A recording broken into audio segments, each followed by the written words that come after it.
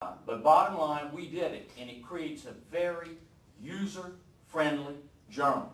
That statute, let me, again, why I use the word ragged. It won't tell you who voted on a special order. It won't tell you who adjourned debate. It won't tell you who tabled the bill. There are things it won't do. It won't even tell you, it says the statute is so poorly drawn that it requires a roll call vote on the free conference report, but doesn't require a roll call vote on giving the committee free conference. Free conference is granting to 6 legislators the power to abandon all of the, or part of the language that we've all voted on and to write a whole new bill. Now, frankly, if you go give that kind of power, there should be a recorded vote on that. So the point I'm making, that's why I call it ragged. It's just hadn't been thoroughly thought out. But he and I have offered something that will require a recorded vote on every single thing. And I want to reiterate to you, I don't oppose transparency, but I respect your commitment to what you're about, but I want to make it crystal clear again.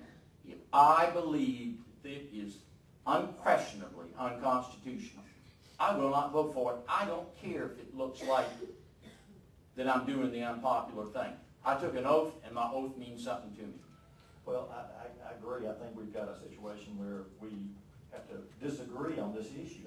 I took an oath also, and you're listening to an awful lot of people here. This is a small minority of the voting population, but I think it represents a large, major push in this state in terms of sentiment. We need to give information to the people, to increase the flow of information, and unless there's something really I haven't heard yet, I don't see anything wrong. Help me with the Senate rule. Help me get it through. Talk to the senators and urge them to vote for our amendment. Well, is there any possibility you would be able to support this going back to the Senate floor for debate, 3047? What, a statute?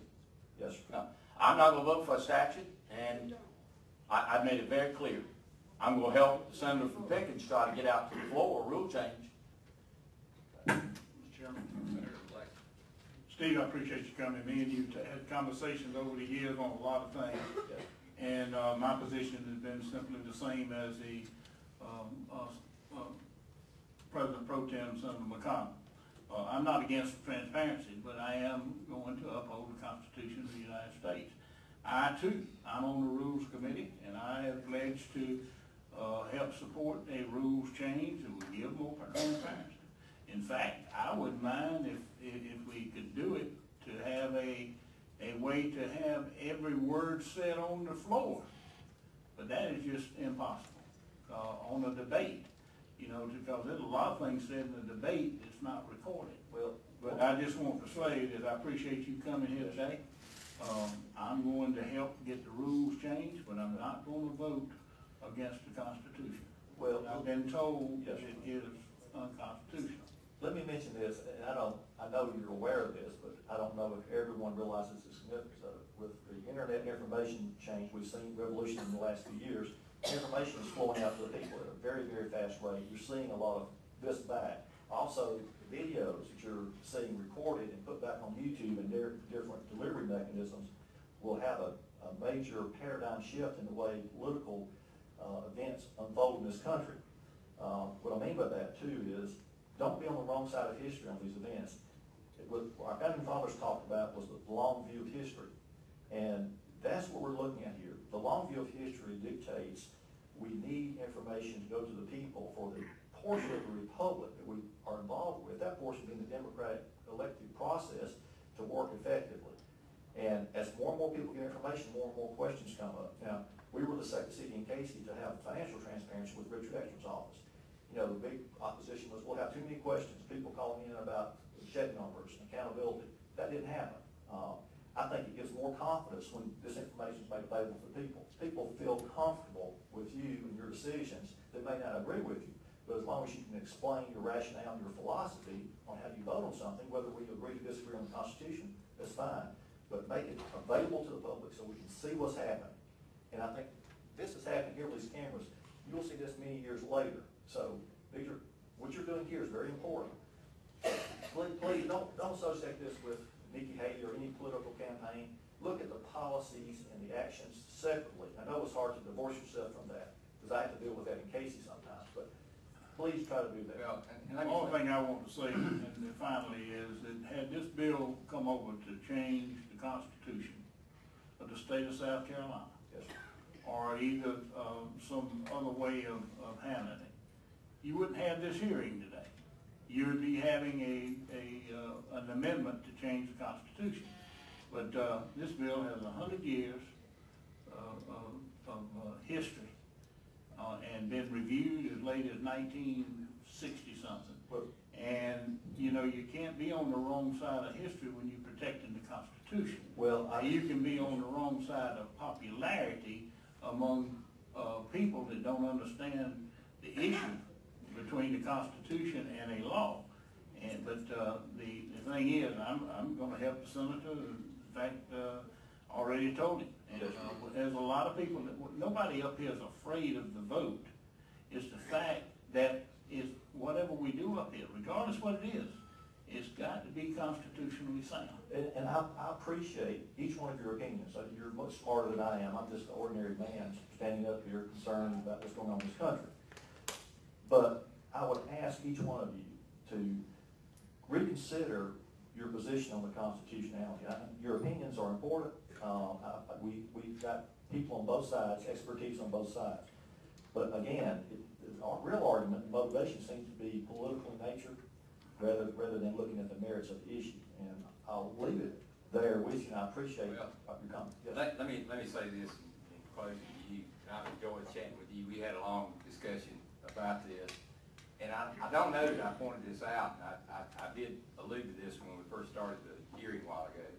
We had I don't remember how long it took, maybe an hour and a half or so, much shorter than today's meeting, on the exact same bill last session.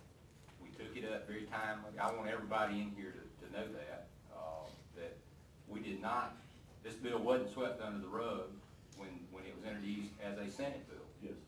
And we took it up, we heard the arguments, we carried it over. Of course, we'd already just adopted our Rule 16, which covers all the contested stuff, as I've already alluded to, and I won't go back through. We could have very easily said, if we were indifferent to the public, to the folks that elected us, we could say, look, we took that bill up last year. We're in the last weeks of the legislative session, and we do have a lot on our plate. Yes. We could have very easily said, look, we're not going to take up a bill we've already dealt with this session, which was last year. We could have very easily done that. We didn't do that. We wanted everybody to be heard. They wanted to be heard, and more importantly, give the public the opportunity that Senator Charleston has pointed out. We had this idea last year about how we would have a recorded vote on everything. It didn't quite materialize that way, but that's neither here nor there. We reached a consensus on how we do the rule, and that's what we did. But we're going to try, this has given rise to us making one more effort at that, under a super vote, I might add, that's required in order to amend our rules. And the fact of the matter is, we don't go around routinely suspending our rules. You've observed that process. That's the other thing. You know, when I first came to the legislature a number of years ago as a young House member, you know, it was not unheard of to be over in the House chamber late in the evening or go over to the Senate chamber late in the evening. There were no reporters around. There were no TV cameras in the chamber. There was nothing. And, you know, we were taking up bills, passing bills on the budget, whatever, and nobody was watching or paying attention to anything we were doing. We've had a sea change of public involvement, and that's good. We're oftentimes, though, misunderstood because people don't, and I don't expect, I told people when I responded by emails and phone calls, and I told you that I don't expect you to understand the nuances of parliamentary procedure. You know what? The parliamentary procedure and how we operate is part and parcel of the legislative process. We have to have that. And you know what? We either get good at it or we ignore it to our peril. Right. And the peril of the people we represent. I'm not a lawyer. Most people in here know that, particularly folks from the upstate. But I've gotten very good at applying the rules. And that's how we live or die. Same way with the legal argument in the courts. And I